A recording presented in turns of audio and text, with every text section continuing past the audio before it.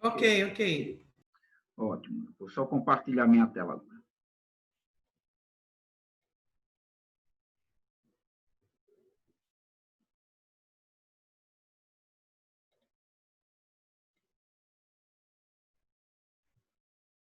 Tá vendo aí, né? Ok. Maravilha. Então, Tô vamos lá. vendo, tô vendo. Ótimo, ótimo. Então, hoje, o que é que nós vamos ver hoje? A ideia é traçar o caminho, né? Começar esse processo de traçar o caminho de como fazer. Semana que vem, a gente vai abordar um pouquinho de exegese, nós vamos nos deter um pouquinho na parte nessa parte mais etimológica, nesse exercício mais de garimpar, né, conteúdo através do texto, mas isso aqui, vamos dizer, é um esboço do processo. Não é o esboço de um sermão, mas é o esboço de um processo. O livro que nós estamos estudando é esse aqui, né? Pregue a Palavra, do Karl Lackler, que foi professor do Seminário Batista do Sul, São Paulo, e é um pessoal, acho que de Atibaia, é um pessoal que trabalha muito essa questão de pregação expositiva. Então, o que nós vamos fazer hoje é pegar esse modelo de sequência, de processo que ele sugere, para que assim, então, a gente possa ter uma ideia de como fazer. Então, vejam, a atividade que eu deixei na semana passada foi: escolham um texto. Escolham o texto que vocês vão fazer o trabalho de vocês, a mensagem que vocês vão preparar, o trabalho que vocês vão preparar para apresentar. O que vocês vão fazer? A primeira atividade era escolher o texto, escolher a perícope, o parágrafo. Aí, depois disso, aí a gente vai tentar seguir mais ou menos essa sequência que ele está sugerindo aqui, tá bom? Então, qual é o caminho que eu devo seguir na hora de preparar o meu sermão, na hora de eu preparar o meu estudo, na hora de eu configurar todo o conteúdo que eu vou estar apresentando. O que ele vai sugerir aqui, então, é que nós tenhamos dois processos. O primeiro, ele estaria dentro do campo da pesquisa. Então, eu tenho o texto bíblico, eu tenho a minha perícope, eu tenho o meu texto, ou versículo, ou parágrafo, ou capítulo, ou livro, não importa, eu tenho o meu material de estudo, eu já sei, já delimitei o meu espaço onde eu quero prosseguir. O que eu preciso agora é saber como trabalhar, como organizar o meu estudo, a minha mensagem, o meu esboço, o meu sermão expositivo. Lembrando-se que, por ser expositivo, ele acaba produzindo um tempo muito maior de estudo. E aí você vai implementar dentro desse processo vários aspectos da teologia. Né? Você vai fazer teologia bíblica, você vai fazer exegese, você vai fazer hermenêutica, você vai fazer a homilética, que é a apresentação, mas, no final das contas, o que nós temos aqui é o processo todo. Né? Então, como é que eu vou chegar, finalmente, a conclusão? Claro, está no primeiro capítulo do livro, é muito... Então, aqui é bem geral, ele vai depois trabalhar ponto por ponto no livro, aspecto por aspecto. Como a gente não vai ter tempo para fazer isso, o que nós vamos fazer é ter uma visão panorâmica, uma visão geral. Então, quais são os dois processos? Pesquisa e composição. Quer dizer, eu primeiro vou fazer todo o processo de garimpagem, todo o processo de pegar texto, ler o texto, me familiarizar com o texto, fazer todos esses aspectos. Depois eu vou compor, e aí eu vou organizar a minha pesquisa com base, né, naquilo que eu consegui pegar, né, aquilo que eu consegui garimpar. Então, o que ele diz? Nesse processo, e aí é interessante, porque ele usa aqui um modelo de ampulheta que é para dar a ideia de que ele vai na pesquisa, né? Ele vai ali do mais geral ao mais específico e depois ele vai da divisão do mesmo jeito, do mais específico, e aí ele vai chegando até o geral, que é o esboço, e que é o conclusão, introdução e o esboço, finalmente, pronto, do sermão. Então, qual é o primeiro passo que nós devemos seguir, né? Lembrando que na leitura desse primeiro capítulo, logo nas primeiras páginas, o que ele vai é dar algumas sugestões, ele vai falar de algumas experiências dele, dar algumas sugestões de experiência dele, e eu acho que, mais uma vez, é muito importante o fato de que essa pesquisa, o sermão, ou a mensagem, o estudo, ele precisa estar bem estruturado dentro e bem delimitado dentro daquilo que nós decidimos usar como ponto de partida para o nosso sermão. Então, eu preciso ter bem delimitado os parágrafos, né? Tudo bem arrumadinho, entender exatamente sobre o que eu vou pregar, como eu vou pregar. Ele sempre vai falar de proposição, quer dizer, ele vai dizer, sempre vai estar falando sobre encontrar no parágrafo a ideia geral, o conceito central daquele texto. Então, para esse modelo de mensagem, é importante que nós possamos encontrar aquilo que nós chamamos de mensagem ou mensagem ou termo geral, né?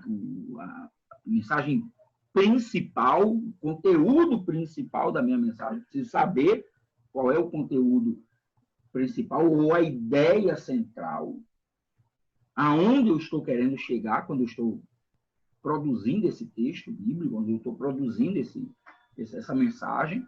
Então, aonde eu estou querendo chegar? Então, ele parte da ideia de que, se você escolher um parágrafo, você precisa encontrar a ideia central. Mas o primeiro passo é se familiarizar. Ler, reler, depois ler de novo, e aí vai. Tem que se familiarizar. É o que ele chama de percepções globais do parágrafo, né? Então, em geral, quando eu olho à primeira vista, o que é que eu identifico nesse texto, né? O que me chama a atenção, né? O que é que, de fato, me traz a memória, como é que isso, quais são alguns pormenores que, de repente, me chamaram a atenção. Então, o primeiro passo, uma vez que eu escolhi o meu parágrafo, nesse processo de pesquisa, é familiarizar-se com o texto. Então, vamos pensar o seguinte. Você escolheu lá o Salmo 23. O que é que você vai fazer? Você vai ler o Salmo 23. Você vai ler de novo. Você vai fazendo pequenas anotações, observações. O Senhor é meu pastor. Se você tiver acesso à língua original, então algumas palavras podem ser chamadas a atenção. Qual é a palavra Senhor que ele usa ali? É Senhor Yahvé? É Senhor Elohim? Como é que está lá? Você é meu pastor, o pastor, vou anotar isso aqui. Interessante, ele faz essa comparação, né, do Senhor, Deus como o pastor. Nada me faltará, andar me faz em verdes pastos. E aí você vai fazendo essas anotações, essas observações. Por que verde pastos, né? Que era se é pastor de ovelha, apesar de que ele parece não falar o nome ovelha, né? Ele fala o nome pastor, mas aí subentende-se que é uma ovelha. Então, que perfil de animal era esse? Né? Era um animal dependente, era um animal independente? Quais as estruturas desse animal? Pastos verdejantes, por que é que ele faz questão de dizer que os pastos, os lugares aonde esse animal se alimenta, é verdejante, quer dizer, dá a ideia de que é uma grama nova, não é qualquer comida que ele come, não é qualquer coisa que ele come. Então, você vai observando, né? Pastos verdejantes, andar-me pastos verdejantes, guia-me mansamente por águas tranquilas, né? Por amor do seu nome. Aí você vai perguntando, por que águas tranquilas? Há uma diferença entre águas tranquilas e água corrente? Então, são observações, você vai anotando, né? Então, o Senhor é meu pastor, nada me faltará, andar me faz em pastos verdejantes, guia-me mansamente por águas tranquilas, né? E ainda que eu ande pelo vale da sombra da morte. Por que vale? O que é o vale? O que é que o vale ele tem alguma relação desse lugar geográfico com ovelha, algum perigo que indique, né? O texto. Então, a ideia é, ainda que eu ande pelo vale da sombra da morte, não temerei mal nenhum, porque tu estás comigo. Então, que relação de confiança existia entre esse animal ovelha e o seu pastor, né? Então, você vai fazendo observações, vai fazendo perguntas, e aí vai até terminar. Quando você fizer esse trabalho de observação, de olhar esses aspectos mais gerais, aí nós entramos num outro processo, que aí é o processo da exegese. E aí a exegese, ela é um trabalho um pouquinho mais árduo. E aí o Karl Lackler, ele vai dizer o seguinte, que existem duas maneiras de nós fazermos esse estudo exegético. Ou indo no vernáculo, isso quer dizer, você fazendo a leitura na sua própria Bíblia, na sua língua pessoal, na sua língua original, na sua língua, né, seu estudante, ou no texto original. Ora, qual é a diferença entre fazer um estudo na língua original e no vernáculo, na sua própria língua? Claro, existem nuances da língua que vão fazer diferença, né? Existem nuances, então existem aspectos que você não vai observar se você lê apenas, por exemplo, no português. Mas nem todo mundo tem acesso às línguas originais. Então, nós precisamos encontrar uma alternativa. E qual é a alternativa?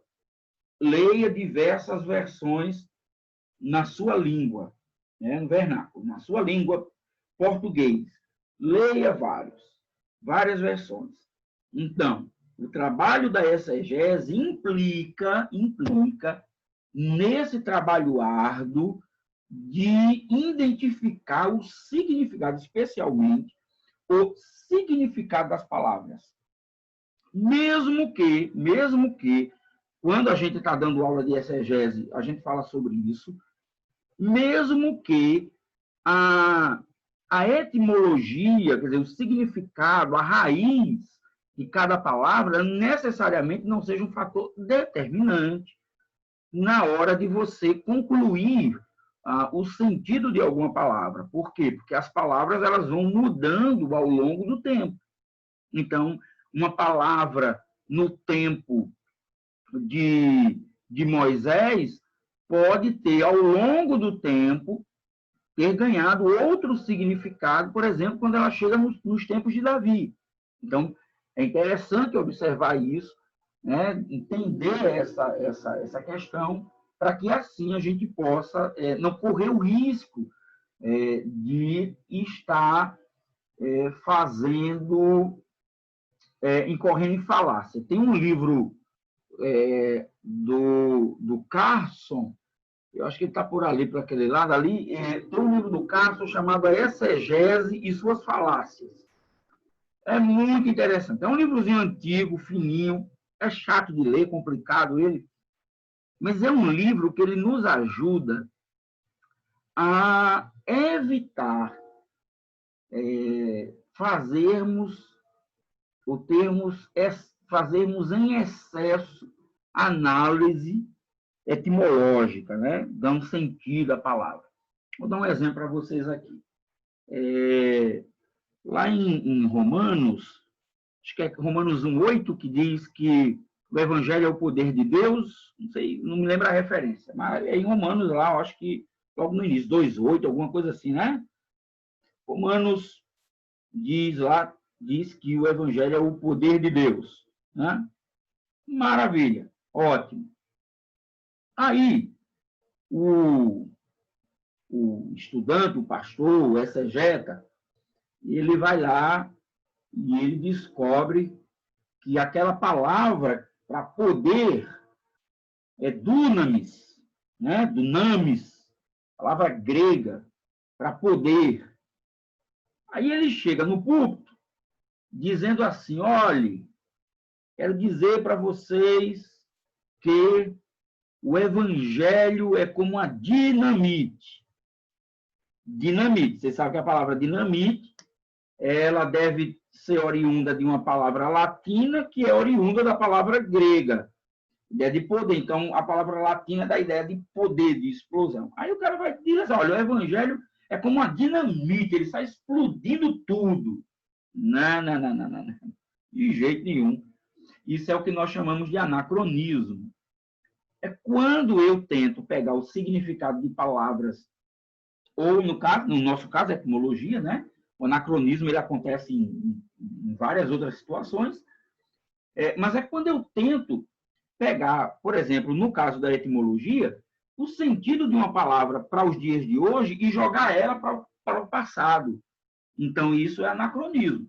Então, eu não posso incorrer o risco de cometer anacronismos só porque eu tenho uma pré-definição etimológica de que a palavra poder pode significar dinamite. É anacronismo porque ela está tentando dizer uma coisa que não é, porque a palavra dinamite ela vem depois, muito depois, do sentido da palavra poder que foi usada no Novo Testamento. E recebereis poder ao descer sobre vós, Espírito Santo, Atos capítulo 1:8, aí sim, 1:8. Então, todas essas referências, algumas palavras, é muito comum mesmo, você escuta isso de muitos pastores, eles leem isso em comentários bíblicos e eles reproduzem isso.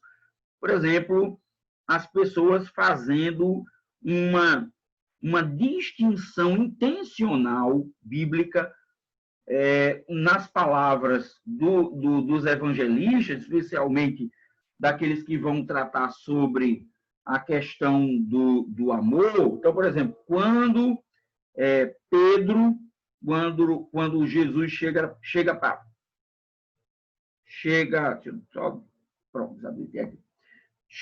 para Pedro e diz assim: Pedro, tu me amas?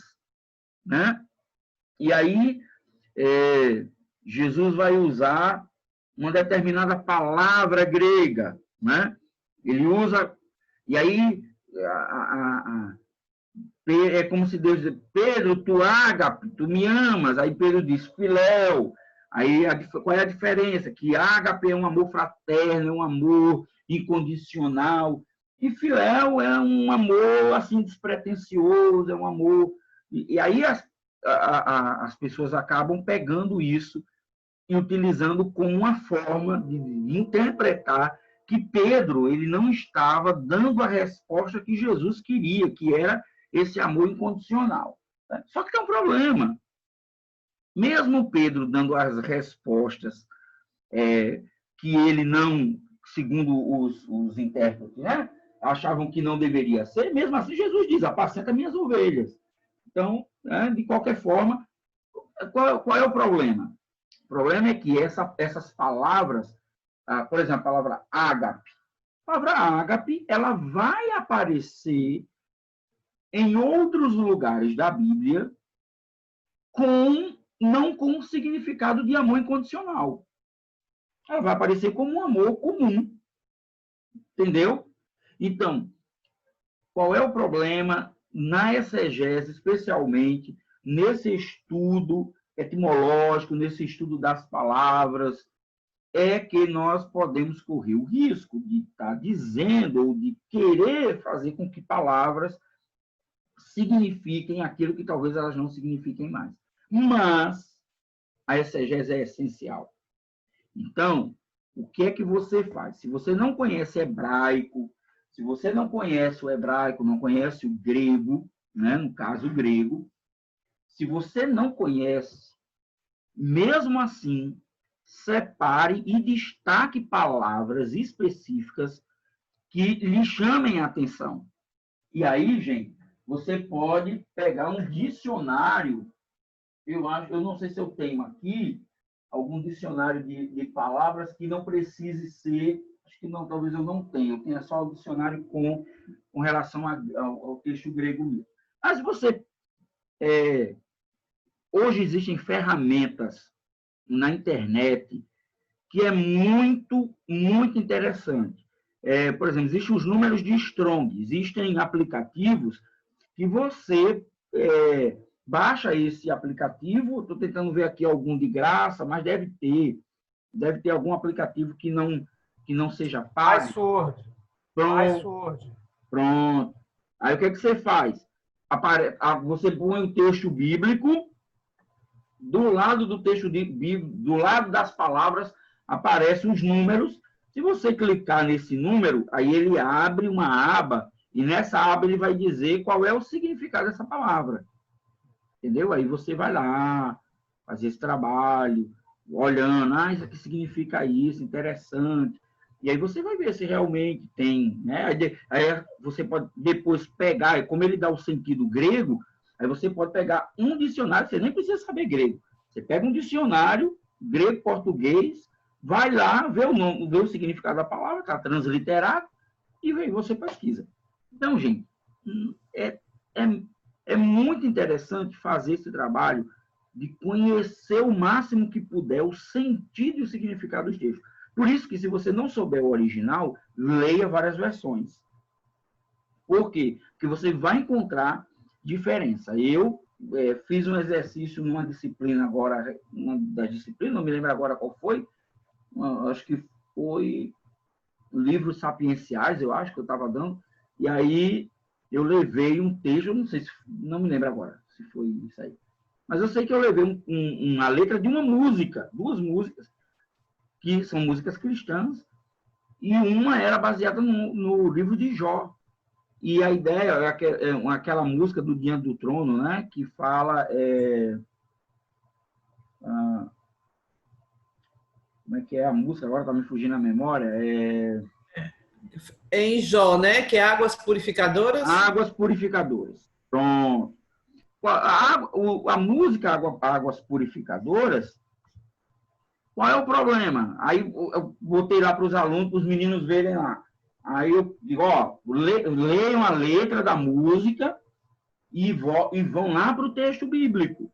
E avaliem se a interpretação que o autor da música deu à canção, ela condiz com o significado do texto, né? Então, quando você vai ler o texto de Jó, e aí eu fui ler na NVI, e li também numa versão que eu tenho aqui, que é Almeida século XXI. E a NVI é interessante porque ela começa dizendo exatamente isso. Ele começa a dizer a condição do homem, que o homem ele a sua vida é frágil, que ele é como nada, que a sua condição é de miserável. E aí ele pergunta por que é que o Senhor se preocupa, por que é que o Senhor quer mexer com uma pessoa que tem uma finitude, que tem uma vida tão frágil, tão desprezível como a minha. Aí, veja só, quando ele termina de fazer isso, aí ele vai nessa poesia, né? Aí diz assim, que um tronco seco, cortado, perto de um rio corrente, tem mais sorte do que o homem. Veja só, a música, ela diz assim, que há esperança para o perdido. Há esperança porque, mesmo se você seja como um tronco seco, à beira de um rio, aí ele dá a ideia, Jesus é o rio da vida, aquela coisa toda. E se você tiver próximo, você vai ter vida novamente. O texto bíblico não está dizendo isso. O texto bíblico está dizendo o contrário. Ele está dizendo assim, ó, até um galho seco, até um tronco seco, ele tem mais probabilidade de voltar a viver do que o homem, porque depois que o homem morre, acabou-se a vida dele. Você vai ler o texto lá, é isso que você encontra. Como é que você sabe isso? Você tem que ler. Deve ter que ler, depois ler de novo, ler de novo. Ora, a pessoa que escreveu a canção interpretou como se Jó estivesse fazendo uma comparação de esperança. É como se, mesmo que eu esteja todo quebrado, arrebentado, mas se eu tiver pelo menos próximo a um rio de água, como um galho seco, eu posso voltar à vida. Não era isso que o texto estava dizendo. O texto estava dizendo o contrário. Estava dizendo, na verdade, que o homem é finito, a sua vida é breve, que a condição dele é sempre de miserável e que um galho seco tem até mais sorte do que ele. Que o homem. Então, veja,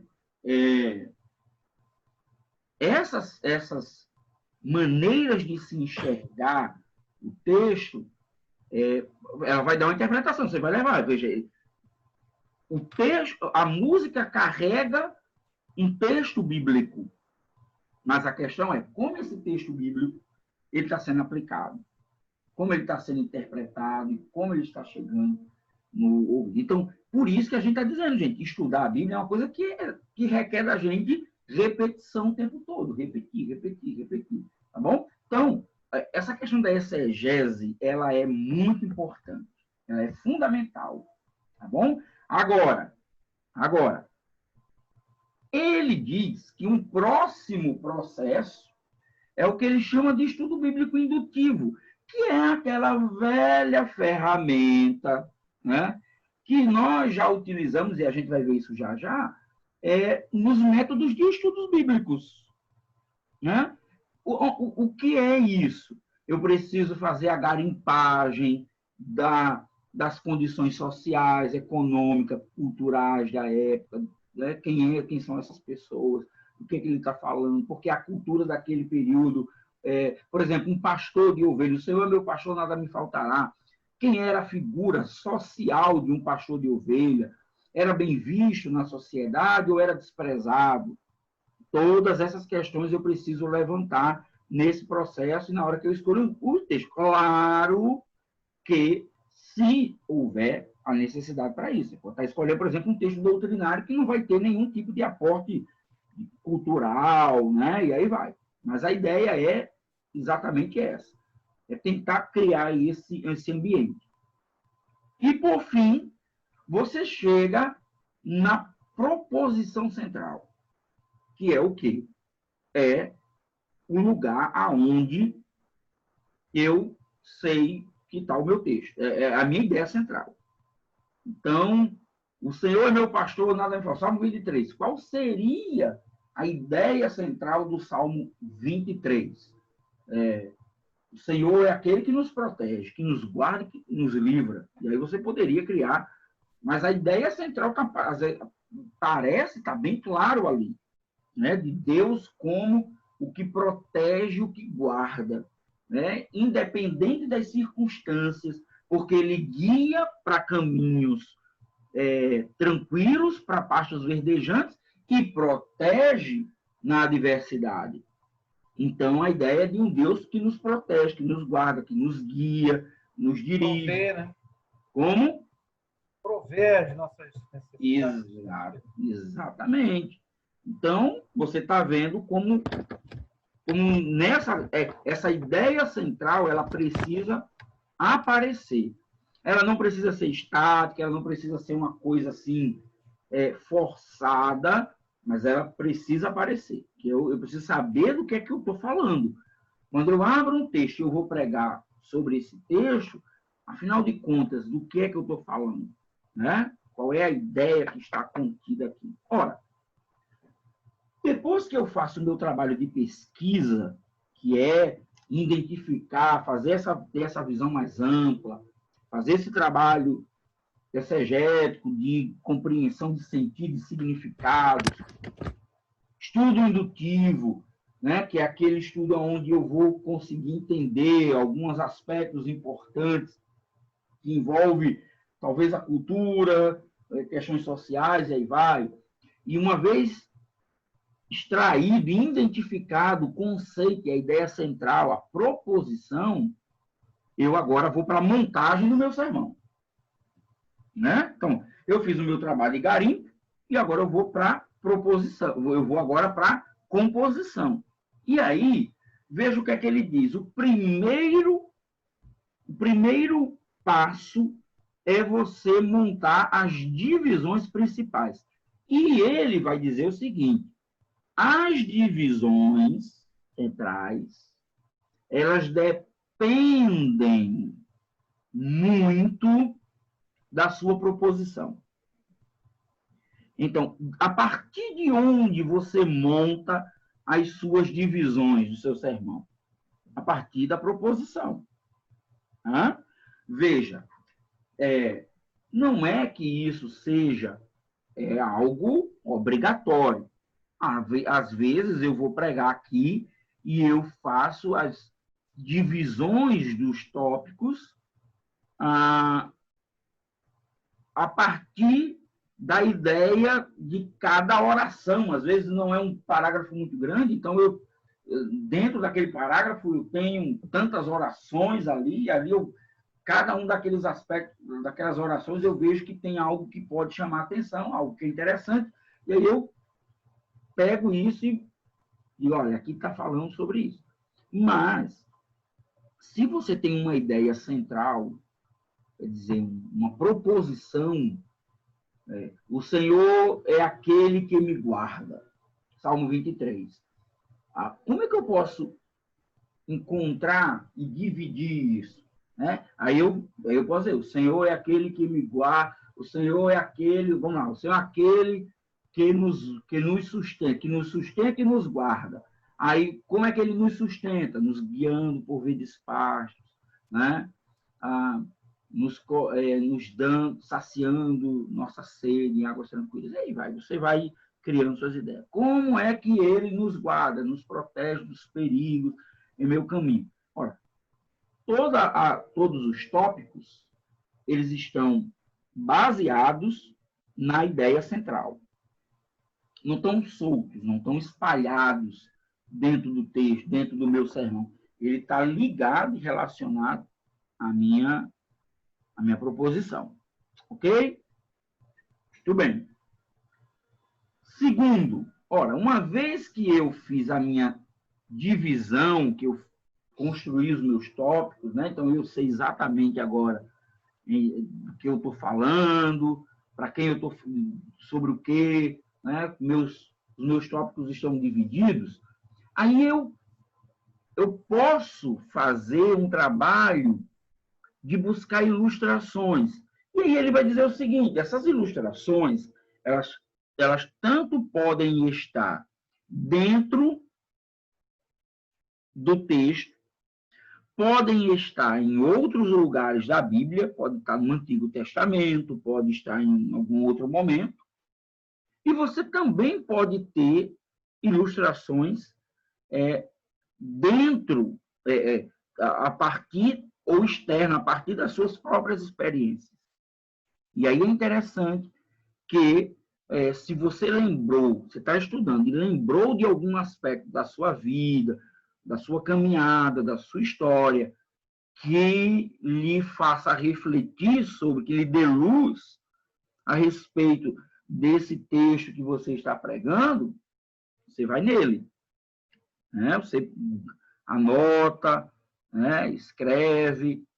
É interessante que ele vai falar e ele vai dizer assim, olha, eu não estou falando, quando ele vai concluindo, ele vai dizer, não estamos tratando aqui a respeito de se você deve ou não levar o seu papel do sermão para a sala, para o púlpito, mas que você precisa ter um caminho a seguir, precisa. Tem pessoas que, ao invés de levar o esboço, leva papeizinhos, pequenas anotações. São aquilo que são as ideias que surgiu e ele anota. Às vezes, num papelzinho pequenininho, ele anota e vai lá. E quem sugere isso é o Lassen, né? O Lassen sugere isso. Ele diz, ó, para que você não fique muito preso e você consiga ter essa relação visual com as pessoas, uma sugestão essa, é fazer esse tipo de trabalho. Então, a ilustração ela é importante, tá bom? E, finalmente, a conclusão, que é o foco na decisão, quando está terminando, o que você está querendo que as pessoas façam? Lembrando-se. Ele coloca aqui na conclusão também a questão da aplicação, né? Mas lembrem-se que essa aplicação ela pode também ocorrer durante o texto, durante a sua mensagem, no meio dos tópicos, entre os tópicos, você pode estar fazendo esse trabalho também de orientação em relação aos tópicos, à aplicação. Introdução, o ouvinte é fisgado, né? Então, porque, aí ele coloca, a gente vai ver isso daqui a pouco, mas veja que é interessante, a introdução, ele vai sempre sugerir a introdução como sendo a última atividade a fazer, junto com a conclusão. Né? Mas esse é o formato. E, finalmente, você tem o seu esboço. Né?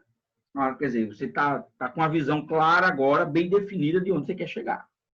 Então, gente, vamos dizer o seguinte, aqui você tem um mapa para você produzir o seu sermão. O mapa está aí.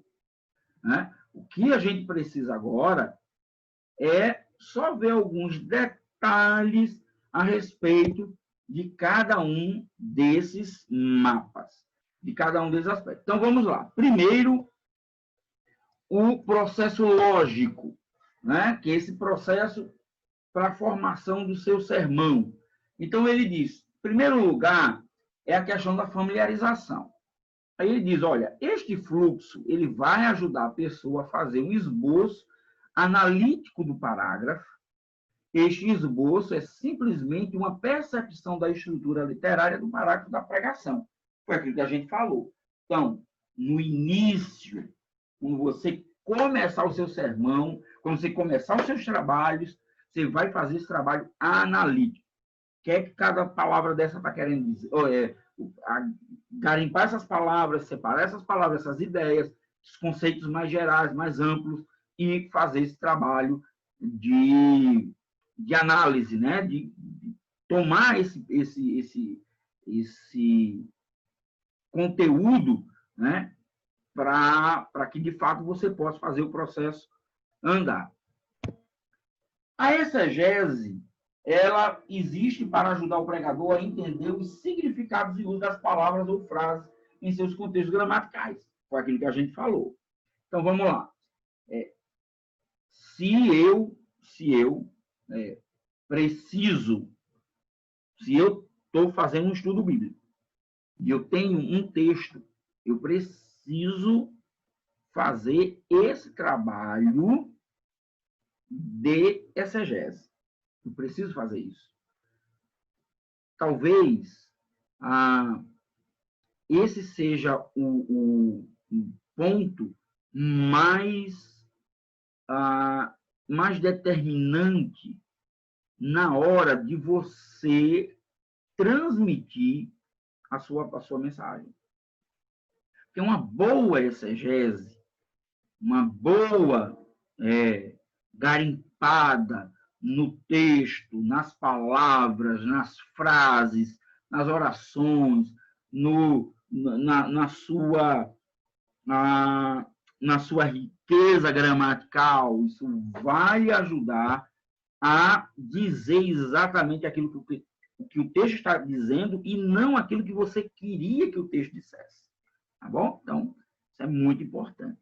Então, gente, familiarizar-se mais amplo, exegese mais específico. E aí, ele entra nessa questão. Aí vem um estudo indutivo. Lembra-se daquilo que eu falei para vocês? Qual é a importância do estudo indutivo? Ele diz, olha, é no estudo indutivo que o expositor encontrará grande parte do conteúdo real de sua mensagem. Olha só, a exegese, ela tem um papel importante, porque ela vai lhe ajudar a ter uma noção mais ampla, né, do significado das palavras, ou mais específica, né, das palavras, mas veja que é no estudo indutivo que você vai encontrar, talvez, o conteúdo real da mensagem. Então, a tríade, olha que legal, aqui foi aquilo que eu falei para vocês, dos velhos livros sobre métodos de estudos bíblicos. A tríade tradicional de observação, interpretação e aplicação fornecerá material significativo para o sermão. Né? Apesar de que a observação ela já faz parte desde o início, mas é esse estudo indutivo que vai lhe ajudar a fazer esse trabalho mais amplo, que vai lhe trazer mais sentido, né? Mais conteúdo para aquilo que você quer aplicar e falar. E aí, gente, vem a proposição, que é a sua ideia central. Então, a proposição é o chamado coração do sermão, no sentido de que fornece parâmetros claros para a estrutura homilética e para, repetiu aqui, o conteúdo da exposição. Eu diria que a proposição, a ideia central, é o fio-guia da sua mensagem. Né? Então, pegou a proposição, você já sabe para onde você está indo. Você já sabe o que aquele texto está querendo dizer e para onde ele está querendo apontar. Então, o que é essa aula de hoje? É o mapa. É o mapa.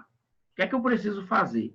Eu preciso estar familiarizado com o parágrafo, fazer um estudo exegético, preciso fazer um estudo indutivo e preciso extrair a proposição, que é a ideia central, a partir de tudo aquilo que eu estudei anteriormente. E aí sim, depois que você tem esse processo de garimpagem, né? Depois que você tem esse processo de pesquisa, aí nós entramos na parte da composição, que estava lá dentro da nossa ampulhetazinha lá no início. Então, vamos lá. Divisões principais. A palavra-chave na proposição nos diz como escrever as divisões principais. Então, eu preciso saber o que é que a proposição está dizendo. A respeito de que o meu texto fala, qual é o coração, qual é a ideia central do meu texto. A partir daí, eu vou destrinchar as ideias. Vou criar os meus esboços, os meus tópicos, para que eu possa, assim, então, definir qual é a ideia, qual é a principal ideia no meu sermão. E a ideia de ilustrações, né? O fato de pensar nas ilustrações, a esta altura do preparo, mantém o expositor na direção correta. Por quê? Eu preciso, ainda dentro daquele trabalho indutivo, correlacionar aquilo que o meu texto está dizendo ou com outros aspectos do Antigo Testamento, ou no próprio Novo Testamento, ou questões externas. Quer dizer, as ilustrações, elas dão luzes e confiabilidade àquilo que eu estou afirmando, né? A minha proposição, a minha ideia central, aonde eu estou querendo chegar. É como se fosse o processo, né? As provas de que aquilo que eu estou dizendo, de fato, é verdade. Então, as ilustrações, elas vão me ajudar a ter a organizar de maneira o meu texto que as pessoas, ouvindo o que eu estou falando, elas compreendam e entendam, porque isso está relacionado com todas as escrituras, com toda a Bíblia, ou está relacionado com aspectos reais da minha vida, da minha caminhada. E aí, gente, finalmente, né, a conclusão e introdução. E aí ele diz o seguinte, olha, que mesmo que pareçam ser as partes menores do sermão, elas devem ser preparadas de maneira fiel, diligente, assim como as outras partes. Ora, tem mensagens que nos ganham na introdução, certo? Como tem mensagens que nos perdem na introdução. Por quê? Porque a introdução é aquilo que fisa. É como você tentar encontrar o título do seu sermão. Às vezes você vai se acostumando a ouvir mensagens, né? Você vai ouvindo os pregadores, e chega uma hora que você vai ouvir os títulos das mensagens, são os mesmos, né? Não é que estejam errados, mas é que acabaram ficando saturados com o tempo. Aí você chega numa igreja reformada, aí está lá, o título da mensagem, a soberania de Deus.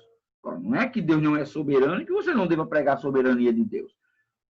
Mas a gente precisa trazer isso para a vida real das pessoas, né? Então,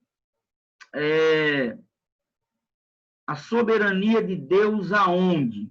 Né? Como? A partir de onde? E aí eu preciso encontrar.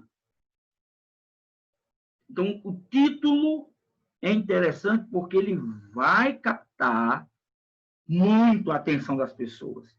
Alguém pode querer ouvir a sua mensagem por causa do título. Agora, lembre-se, o título, ele é o cartão.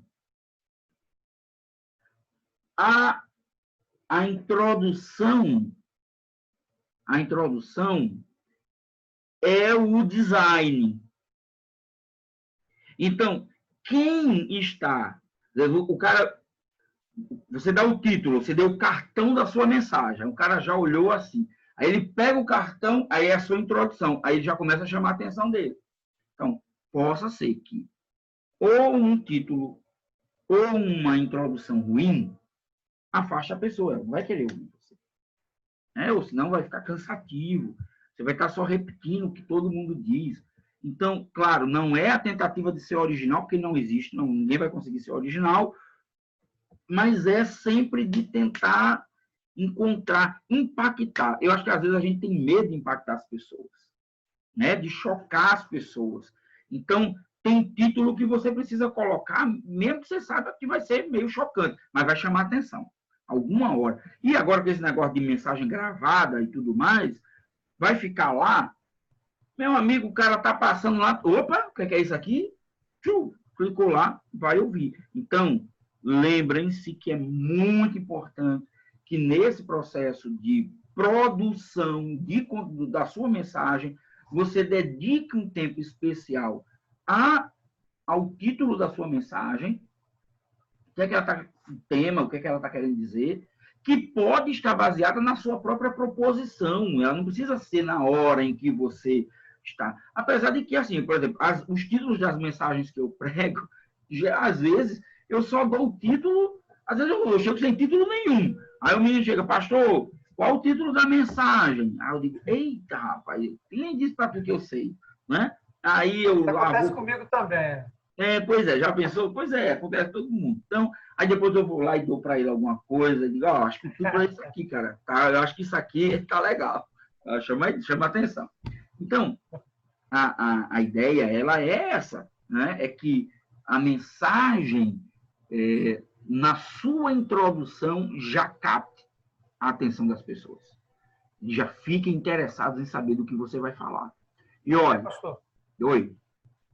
Então, nesse aspecto mesmo da introdução, né, voltando a uma coisa que a gente abordou na aula passada, e aqui esse item 3 deixa bem claro, diz assim, embora sejam as menores partes do sermão, aí eu volto àquele comentário da aula passada. Muitas das vezes, o que o senhor disse aí, a mensagem pode ser perdida por conta de uma introdução longa e cansativa, repetitiva, prolixa, que aí usa muito o texto dos outros, fala muito dos outros, e fica, o pessoal já está cansado, quase meia hora de uma introdução, né?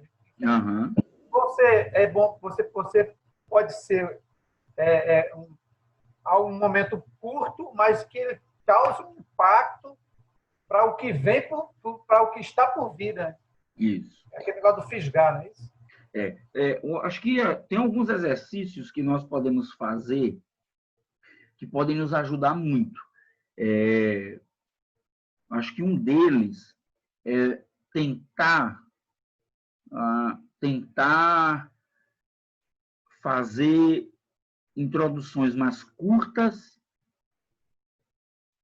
e tentar ser mais objetivo, para ver se você consegue sintetizar bem a ideia. Chamar a atenção de maneira suficiente, que não seja em muitas palavras, mas que você já deixe os caminhos abertos, né? Então, é bom fazer esses exercícios de vez em quando, né? Vai nos ajudando a focar no caminho que nós estamos querendo seguir. Então, eu imagino que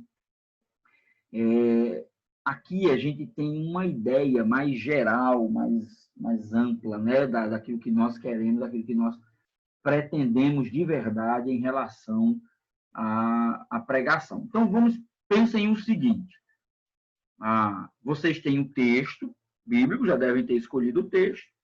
Uma vez que você escolheu o texto, a partir de agora, qual vai ser a sua primeira tarefa?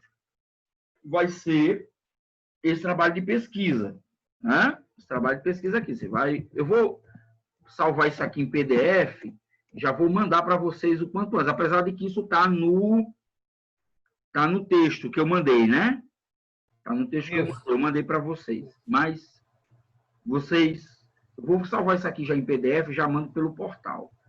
E aí o que você vai fazer? O primeiro trabalho vai ser, a partir do texto que vocês escolheram, vocês vão fazer esse primeiro processo de pesquisa.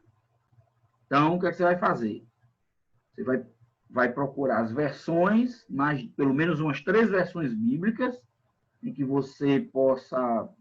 aliás, primeiro fazer a leitura a partir de pelo menos 3 versões bíblicas, né? Fazer esse trabalho do estudo indutivo, observação, interpretação e aplicação, e ver se encontra uma proposição, uma ideia central. Então, vai ser o primeiro passo. Vamos tentar construir isso, né? Então, qual é o primeiro trabalho? Cara, a primeira coisa que eu vou fazer é fazer um trabalho de pesquisa. Então, a gente vai dar aí pelo menos 1 ou 2 semanas para que vocês façam isso, né?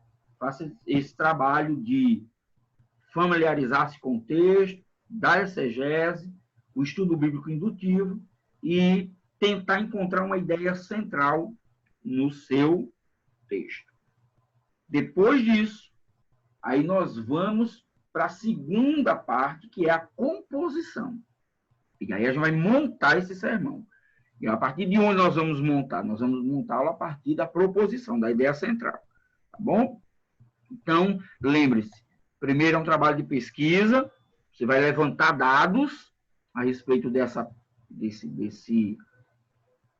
texto que você pregou, desse texto que você escolheu, e numa segunda parte é que a gente monta a mensagem realmente. Ok? Compreenderam aí? Compreendeu? Tá só tu hoje, a irmã Heloísa falou que ia precisar sair cedo, ia ter uma reunião e o Rodrigo disse que não ia conseguir assistir. Alisson está aqui também. Foi escalado para pregar. Então, eu estou acompanhando aqui só para você não ficar só, Marcos. Olha aí, tá vendo? Amigão. Então, vou tirar aqui. Já diz aquele hino, não estás só nesse deserto. Não, viu? É uma figura. Isso é demais. Então, não sei se você tem alguma dúvida, Marcos. Não, pastor. Não. Eu acompanhei. Eu perdi os primeiros minutos. Esse texto que o senhor enviou é de quem esse texto? É desse livro aqui, ó. Esse livro aqui, ó. Prega a palavra. Prega a palavra. Do Karl Lackler.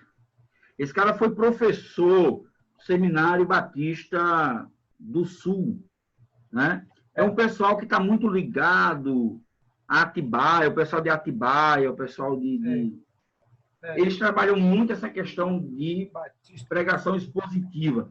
Esse que eu passei para vocês é só a introdução. Ele vai depois, no livro, destrinchar todos esses processos. Prega a palavra, né? Prega a palavra. Passos para a pregação expositiva. Eu tinha um livro, tem um livro aqui, não sei, você deve conhecer, né? Do James Braga, né? Como preparar mensagens. Eu não tenho esse livro, não. Entendeu? Da editora Vida. Que possa ser James Braga. Como é que é, Alisson? Só que ele está só inacessível aqui porque ele não está na estante, ele está em outro canto. Aliás, eu tenho alguns aqui. Eu tenho. Cadê? Deixa eu ver aqui. Eu tenho um do Antônio Renato Gusso, que é Como Preparar Sermões Expositivos no Novo Testamento. Esse eu tenho também. Esse cara é muito bom, viu? Antônio Renato Gusso. Eu tive umas aulas com ele numa pós. Pode ver lá. Pode ver?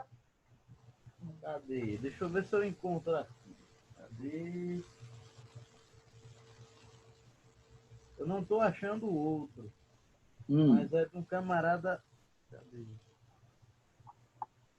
Eu tenho esse, eu tenho um, mas na verdade eu não tive a oportunidade. Comprei agora, recentemente, né? O Timothy Keller, mas eu ainda vou ter esse livro. Esse eu separei ele. Esse eu separei. Tá aqui. É ele aí, né? Tá aí. Eu separei ele para pegar alguma coisa. Sim. Principalmente. Eu ainda não li. Você já leu ele? Não. Eu quero dar uma olhada nele porque eu quero ver se nas últimas aulas a gente consegue falar sobre essa questão de mensagem num ambiente mais contemporâneo, né? E aí, como ele vai trabalhar muito de ceticismo, e aí eu acho que tem uma coisa que talvez falte. Em algum lugar, mas eu também não estou lembrado do nome. Eu posso passar para vocês depois. Mas é antiguinho, viu? Ela é de 88. São dois autores, Manuel Doctorian, não sei se você já ouviu falar. Não. Manuel Doctorian com Caio Fábio, é de 88. Eita, menino. Ele tá aí mostrando fundo. Sobre pregação. Sobre homilética. Legal. Legal. Bem, eu acho que depois a gente pode ver. Esse livro de Tim Keller ele vai ser interessante, porque talvez seja uma das maiores dificuldades dos pastores hoje, sejam, às vezes, os caras têm boa técnica, sabem construir bons sermões, mas não conseguem comunicar ao coração das pessoas. Ele tem dificuldade também de estarem conectados, né, com a realidade. É. E aí o Tim Keller tem se destacado nesse aspecto aí, né? Exato. Principalmente, primeiro, por ser pastor numa cidade como Nova York. Uma cidade extremamente cética em relação à fé cristã, né? E ele consegue atrair muita gente, né? Muita gente. Então, é bem interessante. Ele tem uma... Eu vou relatar aqui, essa é uma das minhas dificuldades. Eu consigo fazer uma boa exposição, eu consigo... Pronto. A última exposição que eu fiz, que foi de João 10, foi tipo aquela exposição que eu expliquei ali o contexto do pastor, da ovelha, que tinha relação todinha com o capítulo 9, falei tudo, mas, bem dizer, ficou sem uma conexão. Aí você... Muito técnico, né? Ficou técnico demais. Eu tenho essa dificuldade, eu tenho realmente essa dificuldade. É muito importante, porque senão a mensagem ela se torna uma aula. Vai terminar 2000 anos atrás, no caso. Às vezes o seu sermão se torna uma boa aula de informação. Sim. Ela informa bem a respeito de todos os aspectos que envolvem a cultura, economia, religiosidade. É verdade. Mas aí você precisa saber como é que faz essa transição para aplicar a vida das pessoas. E essa aplicação ela pode ser feita não só no final da sua mensagem, mas ao longo dela. E aí é o seguinte, você precisa... eu acho que a gente tem que ter essa liberdade de, primeiro, ler os nossos tempos, né? Ler a nossa realidade. O Ricardo Agreste, ele diz uma coisa interessantíssima, né? Ele usando aquele texto lá não sei se é em Crônicas ou em Samuel, que fala dos filhos de Issacar. Quem é a tribo de Issacar? Né? Ninguém sabe quem é a tribo de Issacar. A gente sabe quem é Benjamim, a tribo de Judá, mas Issacar, de onde? Mas aí é interessante porque o texto diz que a tribo de Issacar existiam homens da tribo de Issacar conhecedores da sua época.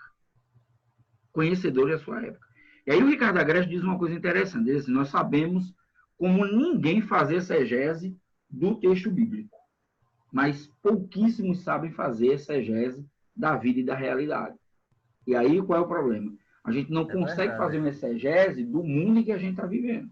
E como eu consigo fazer com que aquilo que eu prego, aquele texto antigo, ele consiga mudar a vida da pessoa? Porque qual é a intenção da mensagem? A intenção da mensagem é transformar a vida das pessoas. Agora, veja só, Marcos e Alisson, se eu não conseguir atingir o coração dos meus próprios irmãos em Cristo, né? Imagine o coração de um cético, de um não crente. Então, primeiro, sua mensagem ela tem intenção de alcançar o coração do não cristão. Então, hoje eu prego para a minha igreja olhando para os não crentes. Eu prego para a minha igreja olhando para os não crentes. Por quê? Porque eu sei que os meus irmãos aqui, eles têm sido bem alimentados, eles estão conhecendo a verdade, mas eu preciso ter na minha mensagem esse aspecto missional, de proclamar, de anunciar. Então, a gente aqui, por exemplo, a gente criou a seguinte ideia, de que a igreja ela existe para glorificar a Deus, para edificar uns aos outros e para proclamar. Então, ela é vertical, ela é horizontal, né? e ela vai para todos os lados. E aí aquela história. Se a sua mensagem não consegue... eu não posso ser como o judeu que olhava só para trás. Né? A igreja não pode ficar olhando só para o futuro. Então, qual é a direção que a igreja segue? A igreja, ela lembra do passado, ela olha para o futuro, mas ela aponta para todos os lados. Senão, não vai adiantar. Então, a gente vai fazer muita coisa, às vezes direcionado só a um determinado grupo, mas a missão que é proclamar o evangelho, e, claro, fazer com que Deus, o Senhor Jesus, seja conhecido das nações, a gente não consegue fazer. Então, esse é muito importante. E que esse exercício da pregação, ele tenha essa capacidade de alcançar o coração desse homem cético, desse homem que não acredita mais em nada, que perdeu a esperança. Nessa questão da aplicação, em relação ao sermão temático, eu já não tenho essa dificuldade. Mas aí é temático, né? Mas o do expositivo eu tenho bastante. É porque... Faça com todas as divisões lá, proposição, ideia central, os tópicos, mas o negócio é o link. Uhum. É porque, assim, você não pode transformar a sua mensagem em um artigo científico. Né? Sua mensagem não é um artigo. Sua mensagem é qual a intenção... Outra coisa. E aí, para lhe ajudar nisso aí,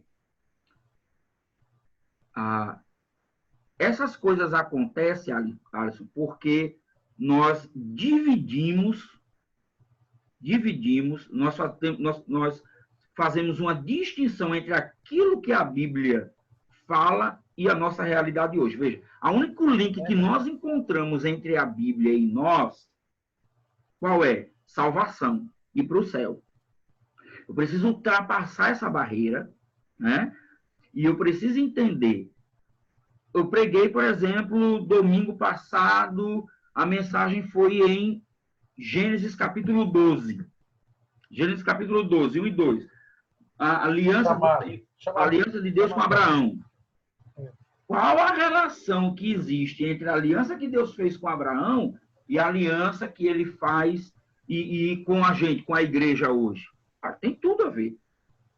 Farei de você uma grande nação e todos os povos da terra serão abençoados. Né? Então, aí eu preciso saber pegar todos esses aspectos, né, e trazer para a minha realidade hoje. Pensar, qual é a relação que existe entre a aliança que Deus fez com Abraão lá no passado, que perpassa todo o Antigo Testamento, chega na igreja, perpassa, né, a igreja primitiva, a igreja do passado, e chega nos meus dias hoje. Aí você vai ter que estudar, você vai ter que pensar em missiologia, você vai ter que pensar na Bíblia como uma grande história. Então, qual é o problema? Qual é o problema de você ficar muito apegado à proposição? É que ficar muito apegado à proposição corre o risco de você transformar o seu sermão apenas num conceito doutrinário sem levar em conta a questão mais ampla. Então, eu preciso saber qual é a questão, qual é a amplitude. Antes de você saber qual é a ideia central do texto, qual é a ideia central da Bíblia? Alguém vai dizer assim, a ideia central da Bíblia é Jesus. Jesus morreu na cruz, sim, mas como isso se relaciona com a minha vida hoje, agora, com o meu trabalho, amanhã? Amanhã eu terminei de pregar domingo, foi uma bênção, mas como essa mensagem vai alcançar o coração das pessoas no trabalho dele? Entendeu? Então, são esses exercícios que a gente vai ter que ir fazendo. E eu sei que dá trabalho, viu? Dá trabalho. É interessante, né, pastor? Eu tenho feito isso, por exemplo. Esse processo da semana, né, dessa construção de estudo, de interpretação da ideia, o texto está falando, à medida que eu vou desenvolvendo, esse texto está falando comigo. Quando chega no final da semana, antes do domingo, eu já estou totalmente impactado com o texto. Esse texto ele já trouxe para a minha vida luz para que eu possa continuar a minha jornada. E aí, a partir disso aí, como isso se transforma vivo em mim, eu acho que ajuda na hora de transmitir. Entendeu, Atos? Talvez esse processo de trabalhar primeiro em você, o texto, vai te ajudar muito. Sim, sim, sim. Minha sugestão para você é o seguinte: antes de você pregar, eu sei que nesse período de pandemia está todo mundo dentro de casa, mas antes de você pregar, saia, dê uma volta a pé na rua, converse com o dono da mercearia, vá no supermercado, sinta as pessoas, o drama, o sofrimento delas, a angústia, e aí você começa a pensar naquilo que Deus quer fazer por meio de você como instrumento para, quer dizer, essa leitura do mundo externo, né, que vai nos ajudar. Eu costumo dizer o seguinte, ó, não é que o mundo precisa da igreja, mas a igreja, para existir, precisa do mundo. Não, ela não Só tem estamos aqui para isso, né? Nós estamos aqui por causa disso. É verdade. Então, ele nos deu uma missão para ir para o mundo. Então, e meu amigo, levar as boas novas. Se não fosse assim, ele já tinha nos arrebatado, tá tudo certo. Exatamente. Não foi isso que ele falou, pai, não peço que os tires do mundo, mas os guarde do maligno. Então, mas a gente vai aprendendo. Eu tenho muito para aprender ainda. De vez em quando eu olho umas mensagens que eu prego, eu digo, Jesus amado, me perdoe. Que coisa horrorosa. Né? E agora, pastor, eu estive vendo agora, o senhor falou, por exemplo, eu estou agora num momento pregando para a minha comunidade, olhando para os descrentes. Isso faz parte de uma construção, ou seja, o senhor chegou na comunidade, teve um primeiro momento, o senhor trabalhou uma coisa. Por exemplo, eu estou tendo a minha primeira oportunidade de estar à frente de uma congregação.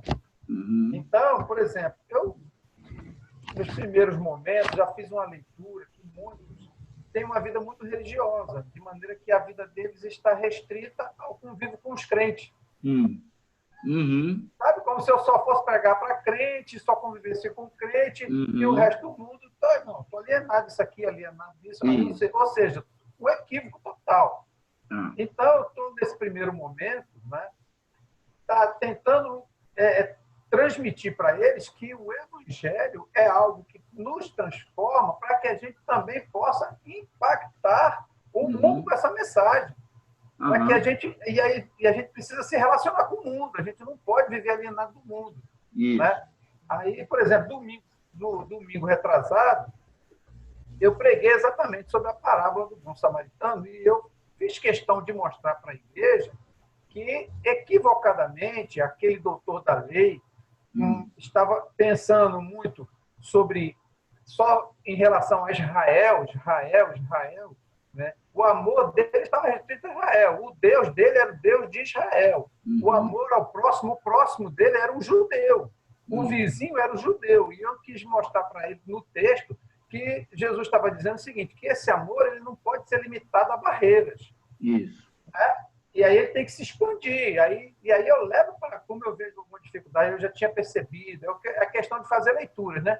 Eu já tinha percebido uma certa dificuldade, porque do lado da congregação tem um barzinho, de vez em quando tem um pessoal que eles estão ali e estão tomando cerveja ou estão ouvindo uma música. Não está incomodando, mas eu já percebi que alguns irmãos, quando chegam ali, parece que já ficam incomodados. E tal. Aí eu falei assim, até onde vai o limite desse amor? E aí comecei a fazer essa aplicação. E aí mostrei para eles que nós precisamos nos relacionar. Será que... Aí eu trouxe uma aplicação, né? Até que foi um fato no Rio de Janeiro, de um pastor que ao lado da igreja tinha um centro de macumba. Só o centro de macumba funcionava em dia diferente dos cultos. Só que o cara não tinha estacionamento. O centro de macumba ficava lotado, a rua ficava cheia de carro, mas o bairro era perigoso. O pastor que morava na casa pastoral olhou para a situação e procurou o pai de santo e falou assim, rapaz, eu estou vendo uma dificuldade, o pessoal vem, bota na rua, é perigoso. Vamos combinar um negócio? Pô, quando for no dia de trabalho aí, você pode falar com o pessoal, vou deixar o portão de estacionamento aberto, o pessoal pode estacionar aqui. Não tem problema que eles não vão correr risco.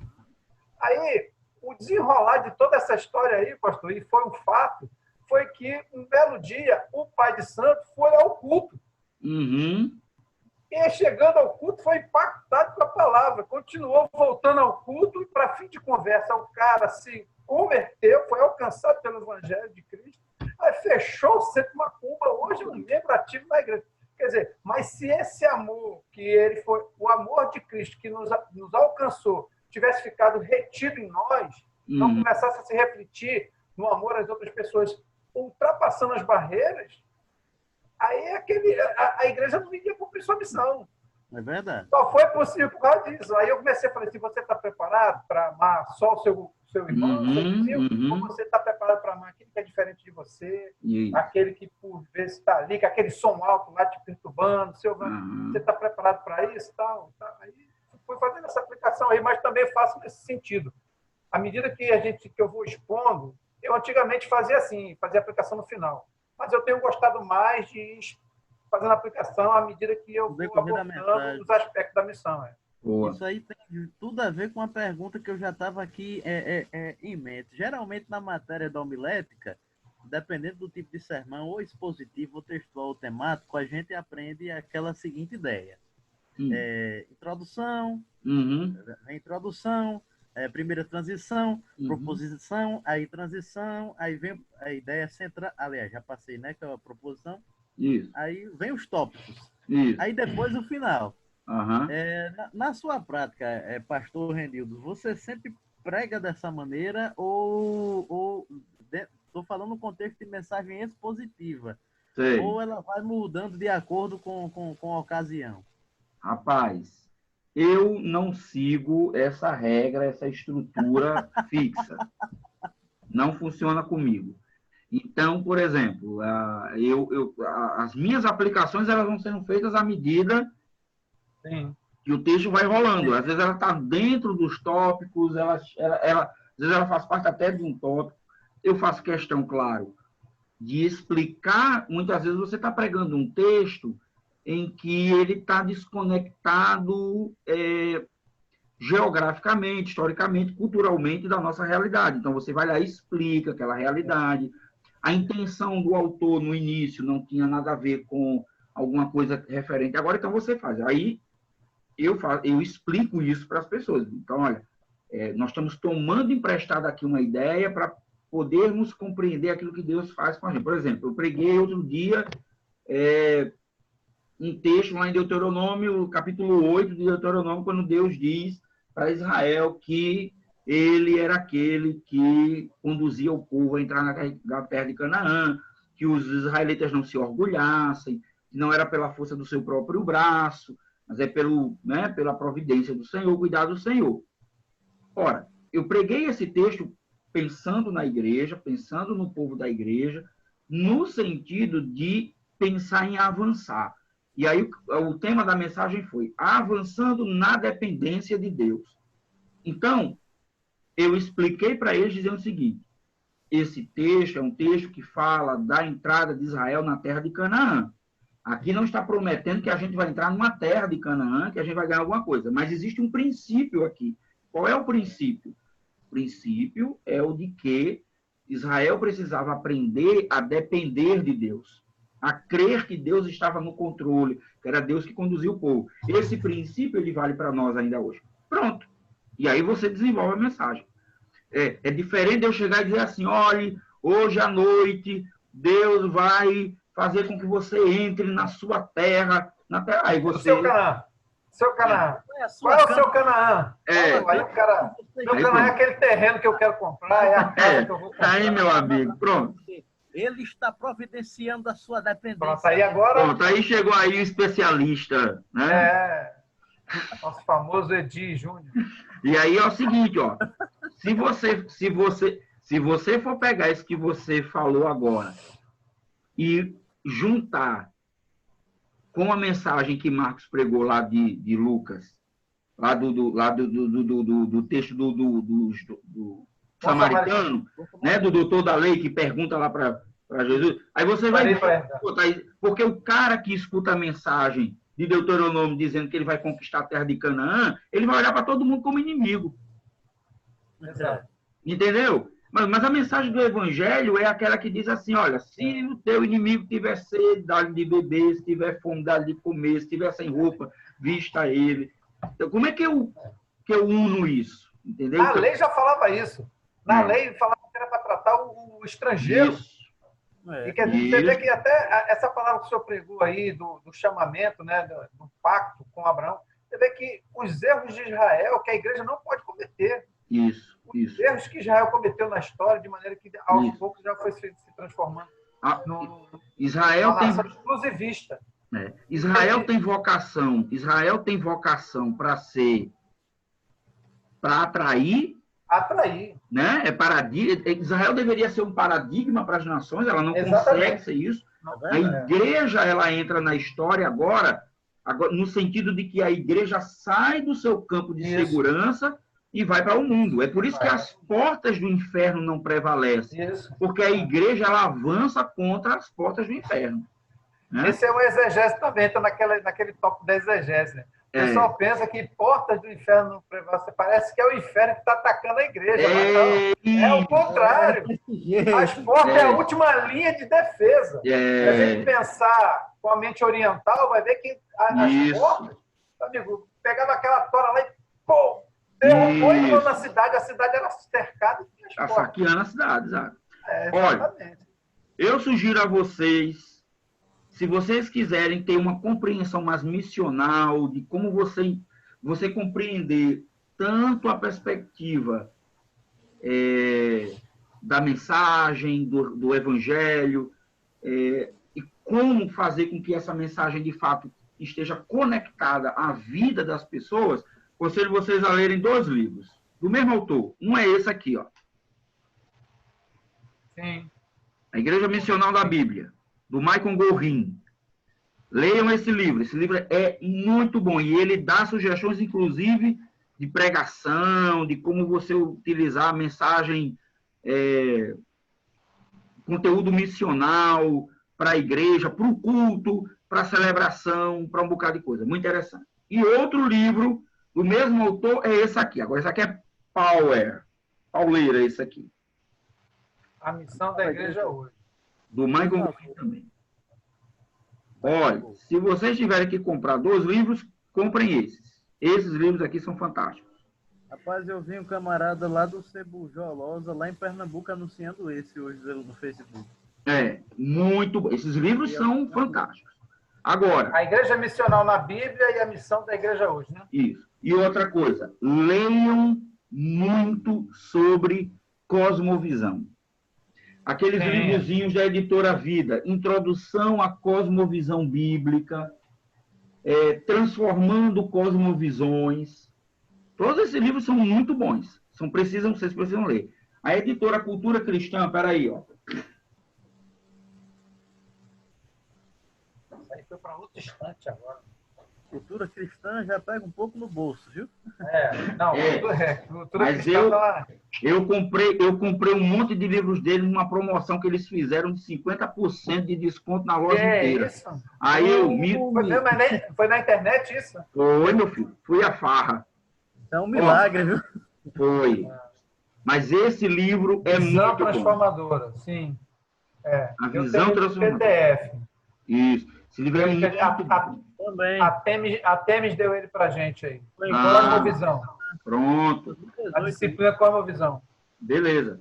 E esse livrozinho aqui é bom, viu? Cadê? A Criação Restaurada. Leia esses livros. Pronto. Se você conseguir ler esses livros, aí você tem Igreja Centrada, do Tim Keller, né? Aí outros livros do Tim Keller são muito bons. Mas eu digo para vocês uma coisa. Esses livros aqui, eles me ajudam. Olha aí. Olha aí, já estou começando a colher frutos lá na igreja. Ganhei domingo, ó. Olha aí, tá vendo? Esse livro é fantástico, gente. Fantástico. Leiam livros que tratem sobre contemporaneidade.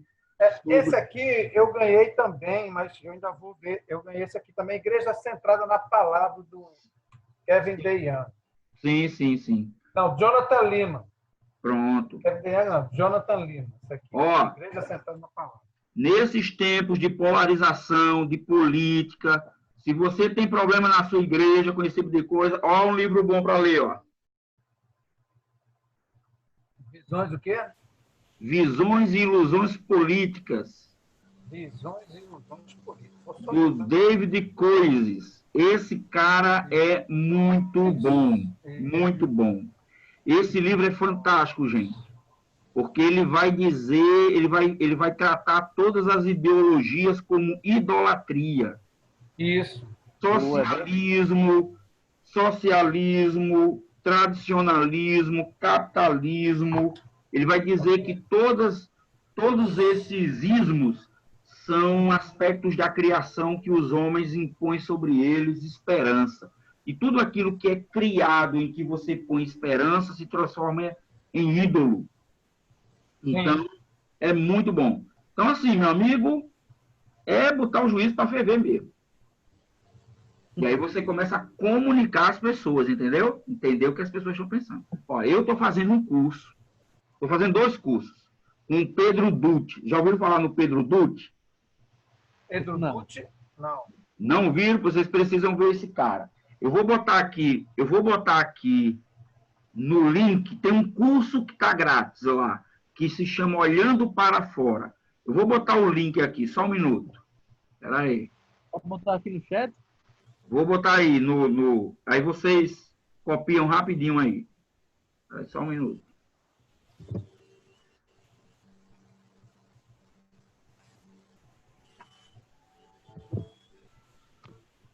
Depois vocês acessem esse link. Já estou salvando. Pronto. Esse cara, o Pedro Dutti, que isso aí é o Invisible College, uma espécie de seminário com uma metodologia bem interessante. Tem um curso lá que está grátis, se chama Olhando para Fora. Eu paguei, esse eu paguei para fazer, que é um curso que se chama Questões de Gênero, e um outro curso que se chama Proteste, que é um curso sobre política. Esse cara é da Igreja Presbiteriana, lá em Goiânia. É um dos caras hoje mais ouvidos, um cara jovem, não sei nem se esse cara tem 30 anos. Qual que é gratuito aqui? Estou vendo aqui os 3 aqui, né? O Olhando para Fora. Olhando para Fora é gratuito? É gratuito. Esse curso é fantástico, gente. Fantástico. Vocês precisam fazer esse curso. São vários vídeos, eles têm um guia. Se você ouvir esses caras, você tem uma outra percepção, uma outra noção de como lidar com as questões contemporâneas do nosso dia. Então, ao invés de você ficar no senso comum ou só na defensiva, você vai começar a ouvir questões interessantes aí.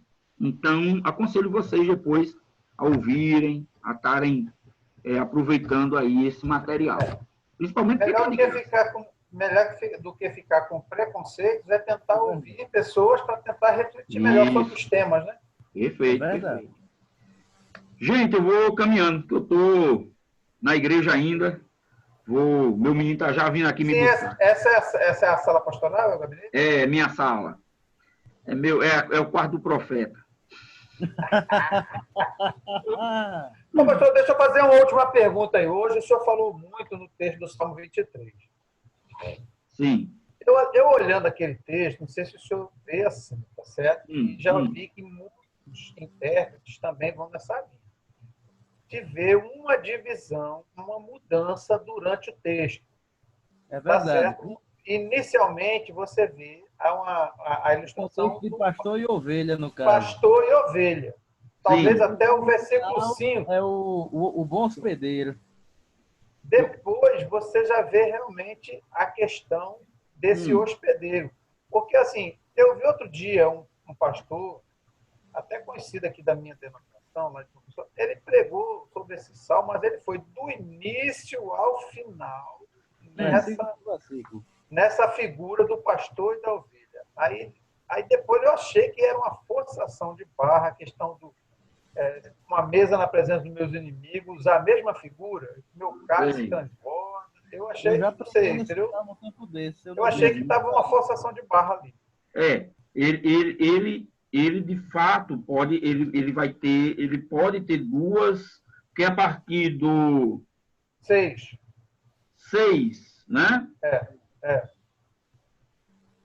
Não, A acho figura, que antes, até né? o Vale da Sombra da Morte, É o É. 5. O 6 é Mesmo para quando dar, não, Davi primeiro irmão, diz, não, que tu outro já dia comigo. Prepara, habitarei. aí sim.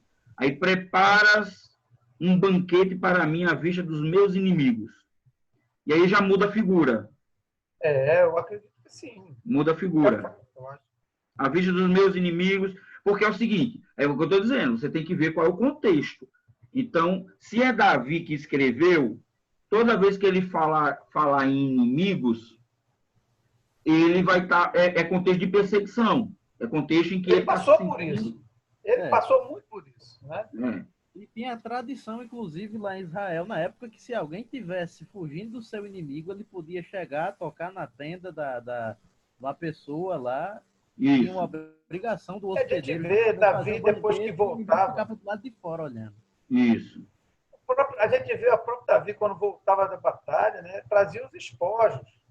isso, Os inimigos vinham derrotados, isso. ali, sendo humilhados. Aí a gente já vê um certo déficit até na própria identificação da ideia central do texto. Porque se a gente for ali o Salmo 23, o Salmo está falando do Senhor, e Exato. não do pastor. Sim, Ele está exatamente, falando exato. do Senhor. Não, o Novo Testamento, esse é um dos erros, né, pastor? Muita gente fica procurando os heróis, mas a gente vê que Davi, ele não era esse herói todo que a gente pensa, porque ele cometeu adultério e tal. Ele é como nós, ser humano, falho, finito. Exatamente. Agora, Deus é o que o conduzia.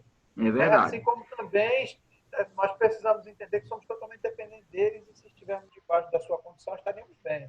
Aí está certo. É aquilo que eu estou dizendo. Essas questões você vai observar quando? Logo no início. Então, você está sacando que tem alguma coisa aí. Ó. Peraí, esse texto está dividido em duas partes, pelo menos em duas partes. E aí, mas esse trabalho de observação. E aí, com o processo, você vai tentando entender o que realmente... Como é que você une essas duas partes, essa ideia principal, ela pode ser aplicada... qual é a ideia do texto no que abrange as duas partes, né? Aquilo que a Alisson falou, né? Às vezes a gente está pensando no pastor de ovelha, mas mas ele está falando... No Salmo 23, o pastor já é como Davi Davi, ele enxerga o Senhor. Enxerga ele como um pastor, que está ali o tempo todo, Isso. Situação, mas também enxerga ele justamente como um gracioso hospedeiro diante das adversidades que ele passa. Muito bem, é um exegeta. Meu povo, Deus abençoe. Deixa eu encerrar aqui só a gravação. Deixa eu encerrar aqui só